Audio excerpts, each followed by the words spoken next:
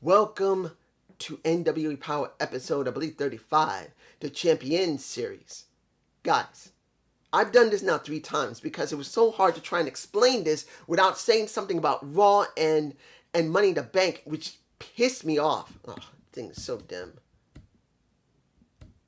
Sorry, I keep forgetting when you, on an M6 Canon, which is mirrorless, when you stop your video, if in my case because I botched enough that pissed me off to have to erase what I did and start over, when you clear it and you restart, if you start immediately before trying to adjust, it stays locked in the color, and that's what I keep forgetting every time when I botch. I do this, I go, ugh. That's what I do. I go, oh, damn it, I messed up. And I stop it, clear it, erase, and restart. And I forget about the lighting, which pisses me off. I gotta remember to do that. But anyway, this is what happens when you think about Raw and when it comes to Money in the Bank. It pisses you off and leaves a bad taste in your mouth. But this Champion Series is making my mouth water. Because, and you'll see no images in this because there's no real matches here. This is about structuring the situation of the Champion Series. They got the draft and they got the people who are going to be commanding it. Now, I'm going to explain the best I can about this because it's still a little confusing.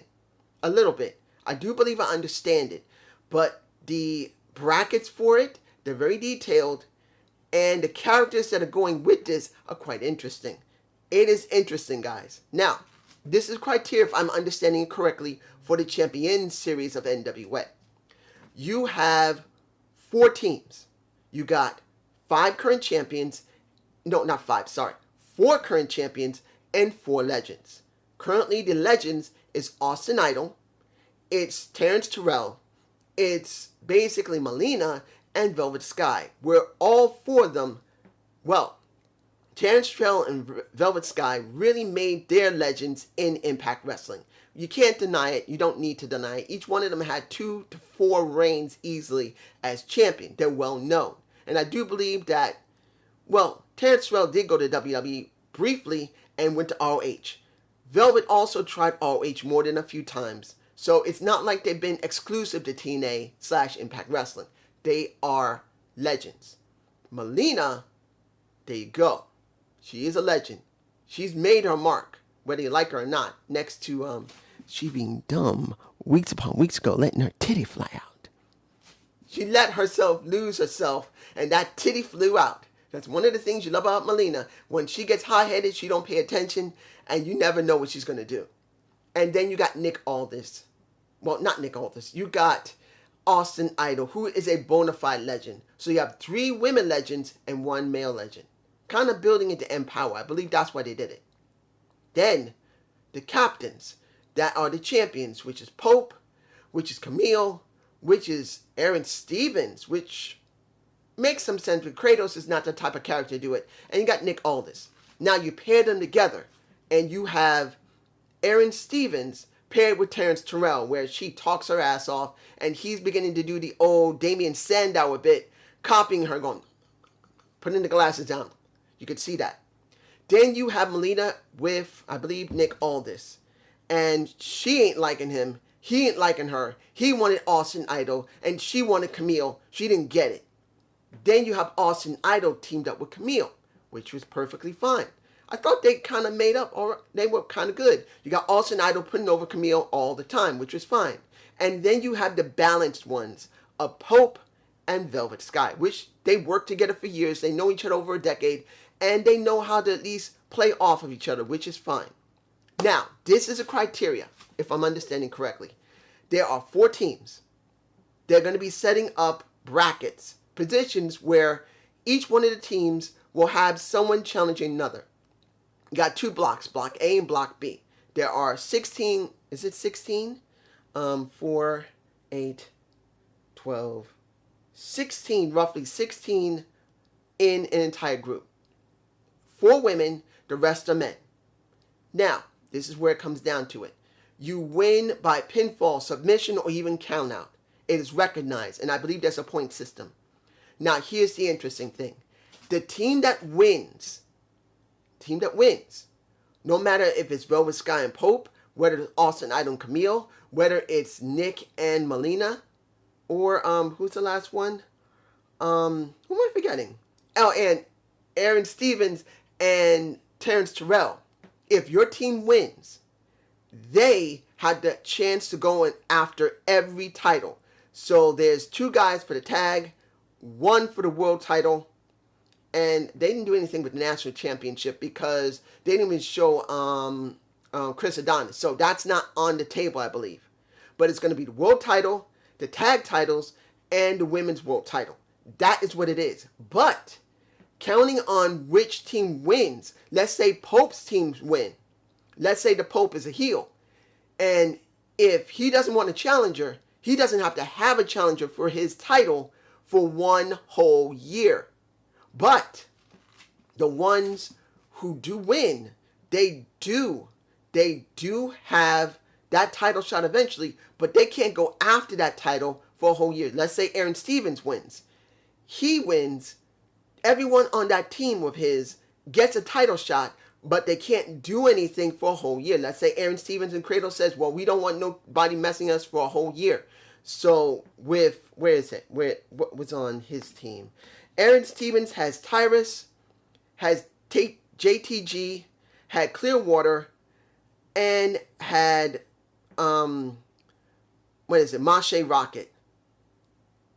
Those are the ones that will have their shots. But let's say Mache Rocket and Clearwater wanted to go up against Aaron Stevens and Kratos.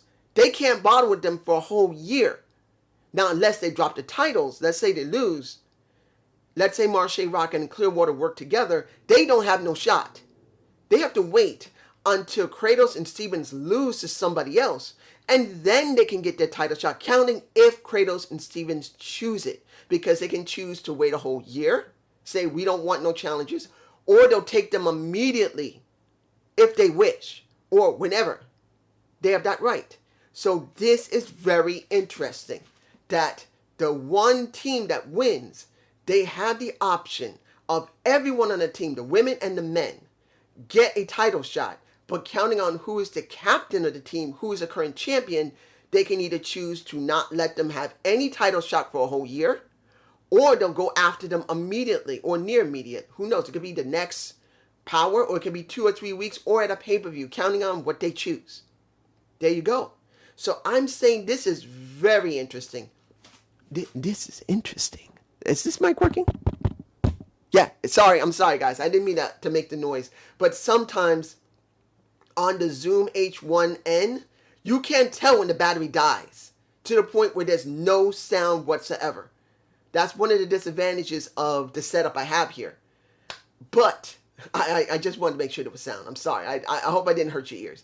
But you can see this is interesting. Now, here is the brackets. They currently have Block A and Block B. Now, Block A has Idol and Camille versus Stevens and Terrence Terrell. In the 4 positions they have, because they have 4 positions, they picked individually which positions, which people to go in those positions. So position 1, they can choose whoever they want. Or the next person, they don't have to do position 1, they can do position 4. So you had the choice of not only choosing who you want for the position, but whichever position. So you got 4 positions. You don't have to go for the next position. You can go position 1 for the first person. You can do position 2, 3, or 4 for the next person.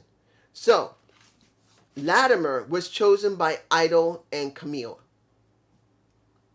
Now, I'm not saying who they chose. I'm just telling you who the brackets are right now because it take a long time. But Latimer was in position 1. Now, if I remember correctly, when it came to, Terrence Terrell just took over and would not let Stevens talk at all. But she chose for position 2, I believe. It was JTG. Now that's interesting because he now goes after Mintz and Latimer goes after Marche Rocket, something we have never seen. Now, for the women, she chose Killer Frost. So Paige, that is the 18-year-old, Paige is now the one that's going after Killer Frost because she was chosen by Idol and Camille. Finally, Kratos goes up against Tyrus because Tyrus, and this is one thing I had to write down, because when it came down to it, Camille did not want to choose Tyrus. She chose her man. She chose Latimer, which pissed the hell out of a Austin Idol. He wanted his man there, but she said no. The boy is the future. Not only is he my man, he's the future. Do not do the Tyrus. So when it came to Kratos being chose by Austin Idol, I believe it was him who made that decision and not Camille. I don't think it was him. I think it was him who made that decision. That's what you got for block 1. Now, block B, I want to cover this up here because I had to try and make sure I understand what's going on because there was a lot to try and process here. And if I'm missing anything, I'm sorry. I had to try and replay this twice because I watched it on the place I normally will watch it, and I had to replay it a couple of times to really try and soak in as much as I could. So in block B, you got Nick Aldis and Melina, and then you have Pope and Velvet Sky. And these are the people in the positions they chose. In position 1, and I think Nick Aldis did this for his wife, A. Mickey James, because he chose Sky Blue in position 1. So that means if Pope and Velvet wanted a strong guy in the first position, they can't have it. It's going to be all women for the very first block of that first position of their block. So, and when it came to Joe Gillum as well as Tim Storm, they were breaking it down pretty well. They're not really very good at it, but this is the first time they ever did it, so I'm not expecting them to be perfect at it. So it wasn't too bad the way they broke it down, but it was interesting. Now, position 2, or was it position 3? Okay, when it came to Velvet and Pope was the one who was speaking, I believe, if I remember correctly. Jax was the one that was chosen next, and that was for position 4. Unless it might have been position 2 in Murdoch, but I'm not sure. It might have been 2 or 4. But let's say it was 4. Jax went up against Slice Boogie, which makes things very interesting because of what happened with Crimson, and Crimson being on the very same team as Nick as well as Melina makes things very interesting. Because sooner or later, if everything works out, you're going to see Crimson against Jax, which this could be the way to finally break them up, if that's the way it goes. Now, Masked Man is going against Crimson. We don't know who Mystery Mask is. The Mysterious Mask, sorry. I believe that's his name. The Mysterious Mask, or they call him the Masked Man, the Pope and Velvet. So it's going to be interesting to see what this guy can do because we've barely seen him more than once in the ring. So now he's going against Crimson, who's well known as one of the War Kings, who worked in Impact Wrestling, worked in OH, who worked in ML. I believe he worked in MLW. I might be wrong. But we know him. He's going to be doing it. And finally, for position 2, you got Rosser and you have Murdoch. This is going to be interesting. I didn't ever think Murdoch or Rosser would ever wrestle one another, and now you're going to get it. So this is going to be very, very interesting what is going to happen in the first sets of these blocks. Because to win, if I understand, pinfall, submission, or countout is recognized. And I think they're going by a point system. You win, you get a point. If there's a submission, you get a point. If there's a countout, you get a point. Who collects enough numbers, this is what you get. So they got at least 2 or 3 months. 2 or 3 months easily of this shit. And I'm going to love every moment of it because it's rare to see tournaments. And this is a very detailed tournament. WWE is not doing proper tournaments. They never do. They could do a tournament for King of the Ring and they don't. Now, Impact Wrestling has done some tournaments for the X Division, but I haven't seen anyone be this detailed in a very long time doing a tournament. This is extremely detailed where you have two champions. No, sorry. You got a former champion, you got a current champion, you got a legend who is a former champion, and you got your current champion who are currently co-running their team to try and teach these guys, hey, this is how it works. This is how a current champion acts. And this from the older person, well, not saying that Terrence Terrell or Velvet Sky or Melina's old, but former champions could also add in knowledge for you from male and female. I'm hoping. This is what I'm hoping. I am so hoping that they're going to show footage of them talking to them in the back. Now, mind you, they probably won't. But this is what I'm hoping for. That they'll show footage of them talking to their teams in the back. Where maybe Melina, let me see, wait a minute. Who's under Melina? Melina talks to Marche Rocket. No, not Rocket. Slice Boogie, there you go. Let's say Melina is trying to educate Slice Boogie. And you think, why would he listen to her? He's in New York. He's damn stubborn. He doesn't care. And I'm a New Yorker, and that's true. But it does not mean he won't listen. And maybe Nick Aldis going to her and say, what are you doing? Why are you trying to teach him? He needs real understanding and education. And she says, look, I'm a former champion. Just because I'm a woman doesn't mean I don't know anything. Now, mind you, the way the dynamic between Nick Aldis and Melina is showing male chauvinism to a certain extent. And I'm not fond of it. But it's understandable. Look what's going on with Terrence Terrell. She's overwhelming Aaron Stevens. And that's reverse. It's reverse right there. Chauvinism. For a woman to a man, she's taken over. He's trying to be nice, but she is basically acting like, I'm more dominant than you. Shut up, bitch. I'm going to do all the decisions. And when it comes to Nick Aldis, he's doing it. He's being male chauvinist. And Terrence Terrell is being a female chauvinist. They got a balance of either side. The question is going to be, how long is either Melina going to deal with a Nick Aldis before she walks away, or Aaron Stevens is going to be dealing with Terrence Terrell and walk away? Or is going to say, woman, shut the fuck up. That's what he could do. Sorry for the yelling. But that could happen. You never know what's going to happen here. You got characters next to the wrestlers themselves that are under them. You got the team captains with their own characters. Velvet and Pope are 100% on the same page. They're not going to complain with one another. And you're going to see the dynamic of a stable, balanced team captains. Then got the Camille and the Austin Idol, where Austin Idol, the Idol is praising her.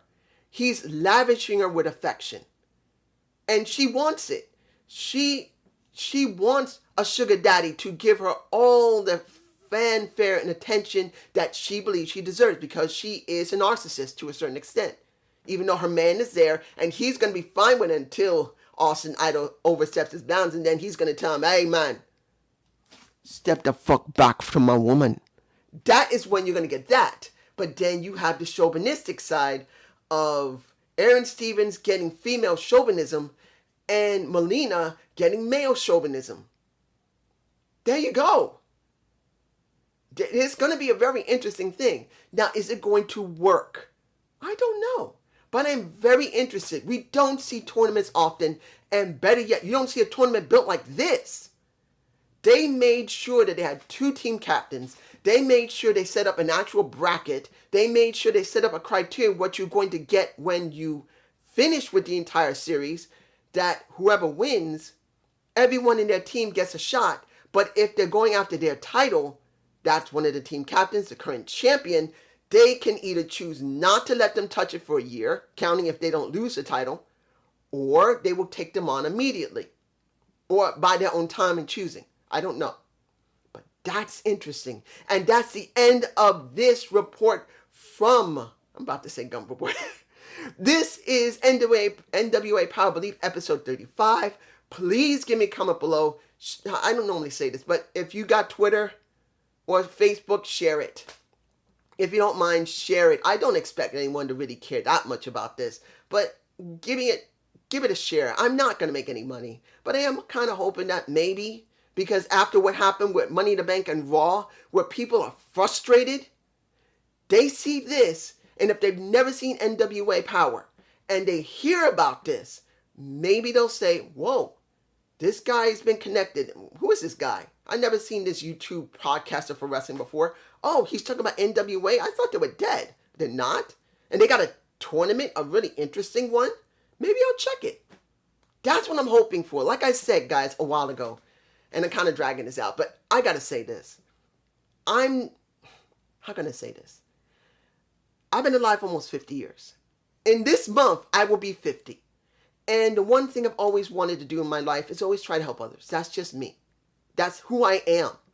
And you guys who have known me for years on this platform, you know that I always try to give a kind word and give encouragement.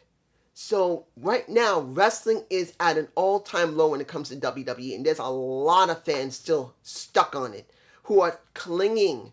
The Lex Man, well, former The Lex Man, Just Alex, could not stand what just happened on Monday. And he now doesn't believe anything. But for months beforehand, and I'm watching the guy, and he's doing everything he can to cling on to hoping and praying that WWE will change. He still had doubts, but he truly didn't think it would get that bad. After Kieran Cross gets buried, and Keith Lee and Rhea Ripley, and then you get the person that could be something in a Nikki Ash, ASH, almost a superhero, now getting a title that she should not be getting now, and instead of building her up to really be strong, they blew that load now, which means she's not going to last more than maybe a month, maybe two, before either they make her drop it, or that she'll get buried, or when the crowd will just turn against her because of how badly she's been booked. This is what it's like right now for a lot of wrestling fans. They're just so disenfranchised. Made them stop watching wrestling altogether. But deep in a connection here, and I'll tell you, there are places you can go. Not just AEW. I also do Impact reviews next to AEW. And I'm doing NWA. And right now, this is the most compelling thing I've seen compared to AEW or Impact Wrestling. Guys, this is way more compelling. It may not come out perfect. And I'm going to be honest here. I don't think this is going to be 100% perfect. But this is way more compelling than what AEW is going to do right now at Fyter Fest. I'm sure, even though there's going to be great matches tonight. Or what's going on in Impact Wrestling. This looks like it's going to be really interesting. But this is just my point of view. Have a good day. Have a good night. Peace. That sounded so bad.